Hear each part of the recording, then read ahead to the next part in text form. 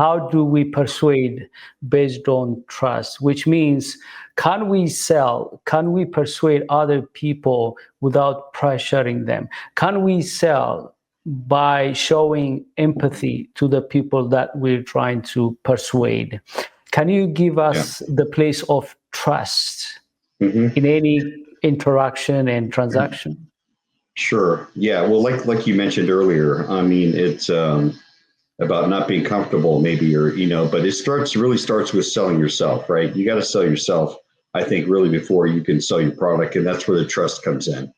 Is selling yourself that you're genuine, that you're looking out after your client's best interests and needs, and that's why you do a needs analysis and needs-based selling and relationship selling, I guess you want to call that. I mean, but I just look at it like we're going to do this afternoon and go out prospecting, and we're just making new friends.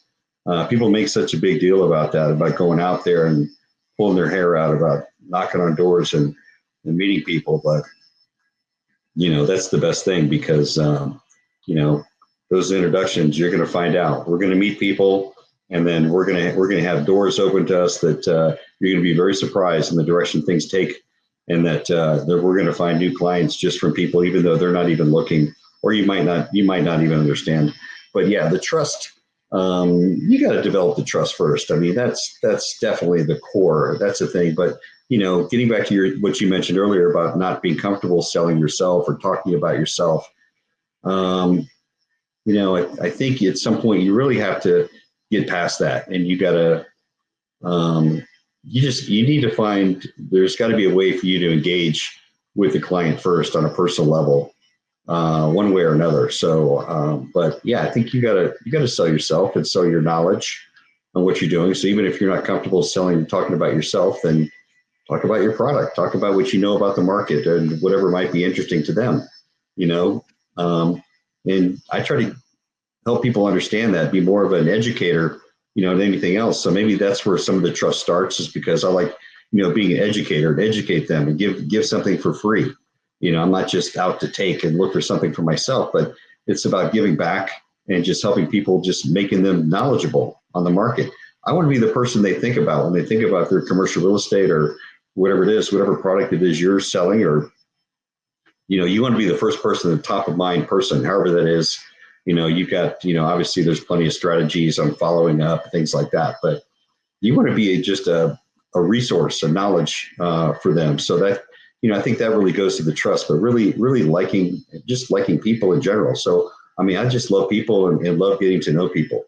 And I think that's the most important thing. More, even if you said, you're not comfortable selling yourself, well then, then be the expert in the market and have something you can share. There's something they're not going to know, and that you can, at some level, that you can find, you can engage with your client with. One thing I like what you mentioned, which I agree, is that your goal is to make them knowledgeable. When people see that you're going out there being resourceful and helping your prospects and giving them some information, answering their questions, help them gain clarity, make decisions, they see that you are a partner. They don't see you like you're selling to them, because if you didn't show up to help them gain clarity by providing information, if you were not asking them some question to make quality decisions, if you didn't persuade them to make that timely call and decision, they wouldn't have benefited. And here is one thing I want you to address, because when I talk to people about trust, they think that trust is a concept up there and it happens naturally, organically. But from my experience, I want to hear yours. I believe that trust, yes, it developed organically. It has its own natural course.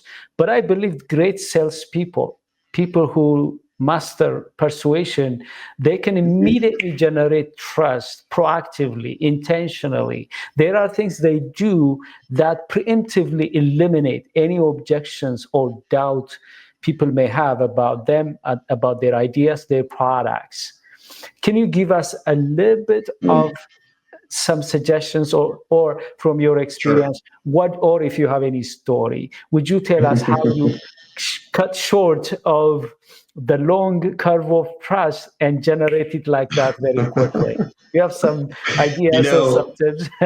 Yeah, I guess so. I laugh a little bit when you say that because, there's always obviously so many examples. I'm just trying to think of some just kind of come to mind because you have so many different personality types and you don't know what's going on with this person. I mean, they might just bite your head off 1 second, but then, when you kind of break down the barriers a little bit and, then, like you said, I guess some of it's learned, some of it's comes naturally. Maybe it comes naturally also just over time and having done it a lot.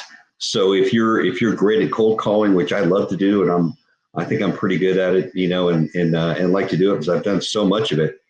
And that kind of goes back to when I was working as a captive agent, again, early 90s, a lot of this sales background stuff. But, as a captive agent with MetLife, my sales manager, the first thing he did when I walked in the door is gave me a styrofoam cup day one with 100 pennies in it. So this kind of goes back to discipline that we were talking earlier. And so I would pour that cup out, a styrofoam cup with 100 pennies out on my desk in the morning. And then I would start making phone calls. And I couldn't just call, not just to call anybody to put the penny in the cup. It was having to speak to a decision maker who makes a decision about the insurance needs in one form or another for the household. So that was important. And then, I made it a point. Sometimes I'm at the office till I'd be there at 8 o'clock in the morning, and I might be there till 8 or 9 o'clock at night because I've got appointments in between. I've got paperwork to do, things like that. But this is where the difference maker really comes in when you're talking about success. And I'll get back to your question, but is about having that discipline. So we'll go back to that for a second because it's so vital. And, there were so many nights where, I was there till 8 or 9 o'clock at night because even if I had to call the next time zone, central time zone, in order to not call anybody past 8 o'clock at night, I would do that to get my 100 pennies in the cup. And so that's so important. But, and then so you're talking about that's, more on the phone sales side, and that's even harder. It's also different between selling tangible and non-tangible products and services. So that's a whole different ballgame there that we could talk about. They're very, very different on how you're building trust. What you have in person, you have a lot more opportunity. That's why I love to go, and you're going to find out this afternoon why we love to go cold calling and get out there in person. Yes. Because you're just all your anxiety is going to melt away, and you're going to find your own little groove, and you're going to find your way that you like doing things, that you like to introduce yourself or what have you. And there's a couple little things that you can that I can help with. They're going to help break down barriers right off the bat. So it's not just a matter of being really good at it as much as it is doing it a lot. And I think that's how you become. So the repetition, obviously the mother of learning, but that definitely comes into play. Yeah, going out there, practicing, and you could be able to shorten the amount of time it takes for you to generate trust. One thing you mentioned about the importance of going out there, meeting in person. I already mentioned to you that I have preference for introversion, which basically means I have to motivate myself, put on the calendar before I go out and do things in person. But the statistics shows that that's very important because one statistics is old but still relevant. It shows that for you to be credible and likable, 58% of that comes from visual, which means what people see, interact with you, your energy, your appearance, and stuff like that. Only 35% from your voice, and from your words, only 7%, which basically means if I am using a phone, I only have like 7 plus 35, 42% chance. It's not even 50%. It's like 42% to be liked, to convince, and to appear credible. But if I do Zoom, it increases a little bit. But it doesn't come close to go out there in person doing it.